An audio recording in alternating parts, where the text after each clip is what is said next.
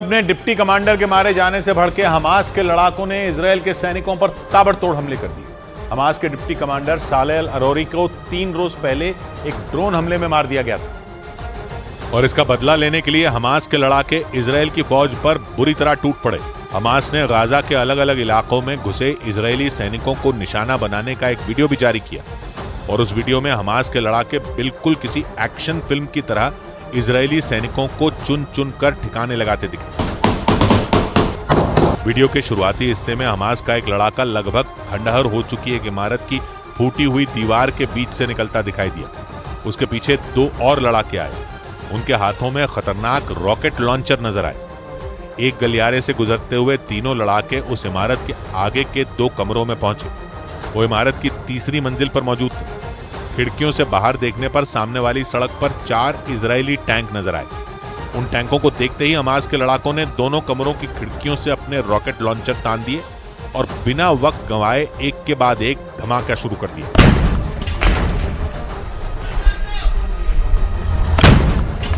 हमले के बाद इजरायल के एक टैंक पर आग का गोला बना नजर आया। हमास ने इस हमले में इजरायल के उन 4 टैंकों को मिट्टी में मिलाने का दावा किया और उनमें मौजूद सभी सैनिकों को भी मार गिराने का दावा किया। गाजा के रिहायशी इलाकों से इजरायल के सैनिकों को खदेड़ने के लिए हमास के लड़ाके घात लगाकर हमले कर रहे हैं और हमास ने इसी तरह के एक और हमले का वीडियो जारी किया और उस वीडियो में दिखा कि हमास के लड़ाकों ने पहले बम लगाकर धमाका किया, उसके बाद चारों तरफ से जोरदार गोलीबारी शुरू कर दी। तस्वीरों में हमास का एक लड़ाका इमारतों के मलबे से ढकी एक गली में नजर आया। उसने वहां एक मकान के करीब बम फिट किया और इसके बाद वहां से कुछ ही दूरी पर छिप गया। इस दौरान हथियारों से लैस हमास के कई लड़ाके आसपास की इमारतों में छिपे रहे। वो इजरायल के सैनिकों का इंतजार कर रहे थे क्योंकि इजरायल की सेना रिहायशी इलाकों में छिपे हमास के लड़ाकों को अब ढूंढ ढूंढ कर मौत की नींद सुला रही है। लेकिन इस बार इजरायल के सैनिकों का एक दल हमास के जाल में फंस गया, क्योंकि जैसे ही वो दल उस मकान के करीब पहुंचा वैसे ही जोरदार धमाका हो गया। इस बम ब्लास्ट की चपेट में आने से जो सैनिक बचे उन्हें संभलने तक का मौका नहीं मिला, क्योंकि धमाके के फौरन बाद आसपास की इमारतों में छिपे हमास के लड़ाकों ने ताबड़तोड़ गोलियां बरसानी शुरू कर दी। हमास ने दावा किया कि इस हमले में इजरायली सैनिकों के उस दल के सभी सदस्य मारे गए। हालांकि आमने सामने की लड़ाई में इजरायल की फौज हमास पर भारी पड़ती दिख रही है। दावा किया गया कि इसीलिए हमास के लड़ाके छिपकर हमले करने पर जोर दे रहे हैं और इसमें जो चीज सबसे ज्यादा उनके काम आ रही है वो है गाजा में मौजूद सुरंगें। एक वीडियो में हमास के लड़ाके मैदानी इलाके में खुल रही एक सुरंग से निकलते दिखाई दी। इसी दौरान वहां एक टीले के पीछे इजरायल की कई बख्तरबंद गाड़ियां और टैंक नजर आए। देखकर लगा जैसे इजरायल के सैनिकों ने वहां डेरा जमा रखा हो। हालांकि उन्हें देखने के बाद हमास के लड़ाकों ने फौरन हमला नहीं किया, बल्कि रात होने का इंतजार किया और शाम ढलते ही उन्होंने पहले रॉकेट दागा और फिर जमकर गोलियों की बौछार कर दी।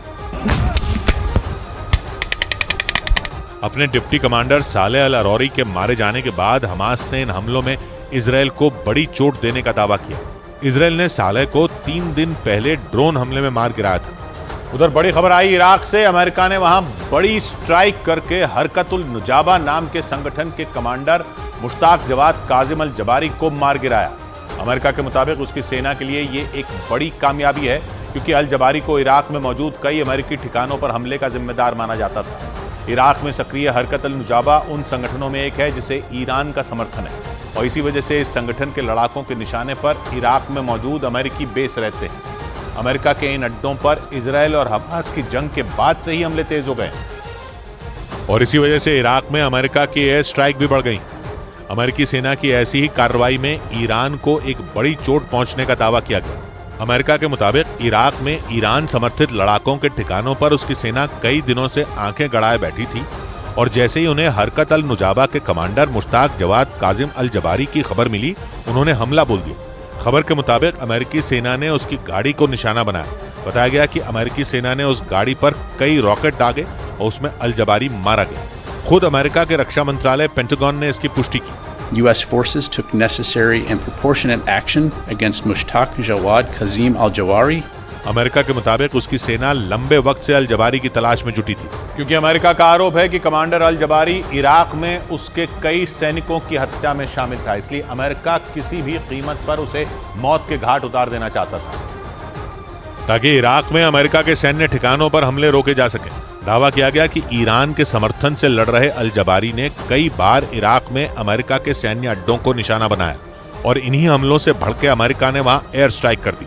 Abu Taqwa was actively involved in planning and carrying out attacks against American personnel.